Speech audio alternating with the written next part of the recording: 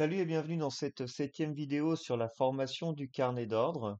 J'ai décidé de refaire cette vidéo ce matin afin de te faire profiter de ce mouvement qui est en train de se produire actuellement sur le marché du S&P. Nous sommes aujourd'hui le jeudi 10 avril, il est tout juste 10h24. Nous sommes actuellement sur mon chart en 5 minutes.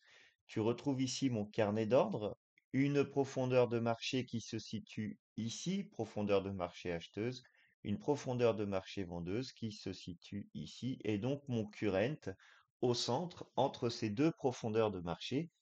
Bien entendu, à droite, nous retrouvons toute l'agression acheteuse et à gauche, toute l'agression vendeuse.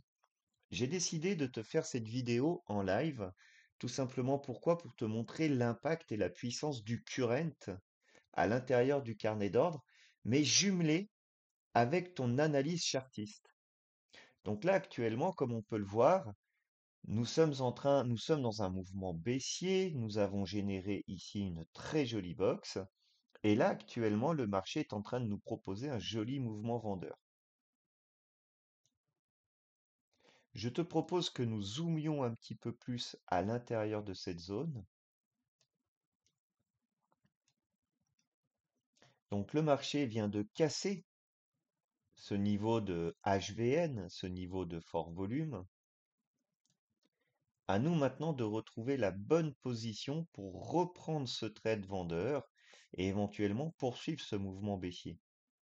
Donc pour moi, la position, elle est ici sur ce HVN lorsque le marché va venir rechercher ces niveaux de prix.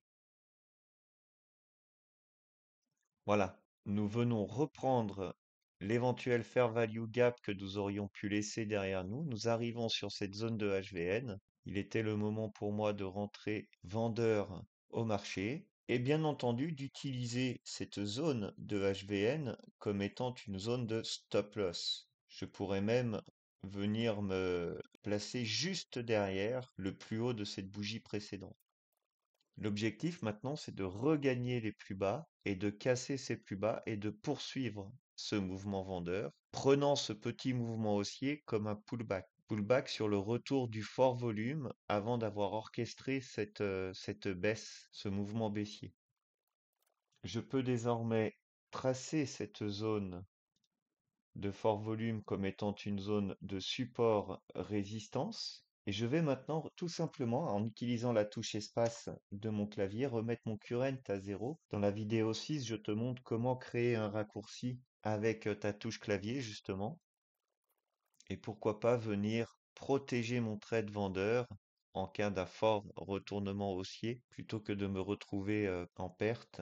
Voilà, dans 9 secondes, nous allons ouvrir une nouvelle bougie. Petit gap, il est tout de suite repris. Regarde ici le marché, lorsqu'il a essayé, depuis que j'ai remis mon current à 0, nous avons tout de suite généré des volumes. Et arrivé ici, regarde comme ça s'est affaibli. Et là maintenant, de nouveau, on régénère quelques volumes. Je pourrais bien descendre mon stop loss suiveur, mon stop win. Voilà, juste ici, juste au-dessus de ce petit HVN.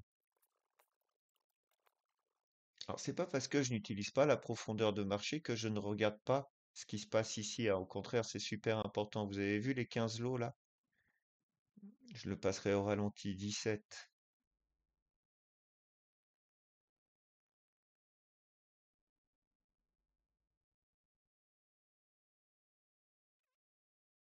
Allez, il faut repasser en bas, 69, si on est à 67, 69, 70, 71, 72.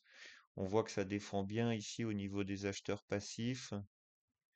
Ce serait bien qu'on poursuive le mouvement. Regardez ici les acheteurs agressifs, hein, comment ils ont poussé. Profondeur de marché quand même vachement moins de vendeurs agressifs, beaucoup d'acheteurs agressifs. Les vendeurs passifs ont essayé de défendre, ils n'ont pas réussi, ce qui a provoqué ce petit retournement à la hausse.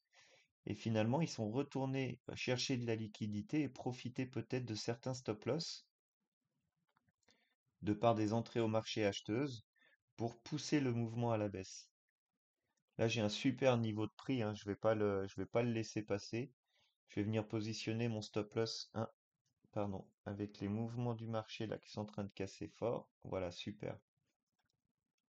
Voilà. Et là, tout de suite, regarde, des creux de volume, des creux de volume. Bon, très honnêtement, après un si joli trade comme celui-ci, bah, je me pose pas la question, hein.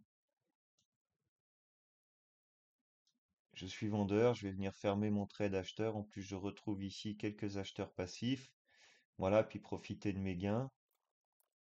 Voilà, donc là, on vient de prendre 60 ticks. L'idée, c'était juste d'utiliser, de pouvoir utiliser le current. On a fait un magnifique trade. Donc, je te le rappelle, hein, sur le HVN, comme tu as pu le constater, nous avons profité de notre biais vendeur sur ce mouvement baissier. Nous avions une jolie box. Nous avons vu ici qu'un HVN s'est dégagé au current.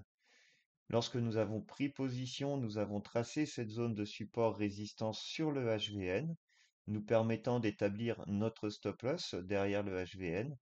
Et comme on a pu le voir, le marché est venu chercher ce HVN. Nous avons profité pour rentrer vendeur. Et le marché, donc derrière, a tout de suite poussé assez fortement à la baisse afin de poursuivre son mouvement vendeur.